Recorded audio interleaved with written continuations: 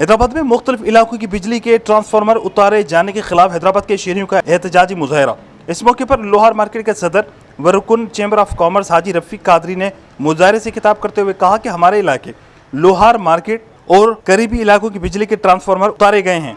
उन्होंने इल्ज़ाम आयद करते हुए कहा कि मकामी हैस्को के अमले की जानिब से हमारे इदारे की बिजली के ट्रांसफार्मर्स को दोबारा लगाए जाने के लिए हज़ारों रुपए की रिश्वत तलब की जा रही है, जिसके सबब मुतासरा इलाका मकीन सरापा एहतजाज हैं। इस मौके पर पाकिस्तान तहरीक इंसाफ के मकामी रहनुमा मोहम्मद सिद्दीक लोधी व दीगर का भी इल्ज़ाम आयद करते हुए कहना था कि गौशाला, हाजी उम्मेद अली रोड, बकरा मंडी रोड, मकरानी मोहल्ला, गुलशाह बुखारी, ऋषि घाट, चूड़ी मार्केट व दीगर इलाकों की बिजली सार्फिन बिजली के ट्रांसफार्मर्स उतारे जाने से बिजली से महरूम हो गए हैं। आला हुकाम नोटिस ले, बसूरत दीगर एहतजाज का दायरा वसी किया जाएगा। बिस्मिल्लाहिर्रहमानिर्रहीम। मैं हाजी रफीक कादरी आल हैदराबाद आयल मर्चेंट एसोसिएशन का सदर।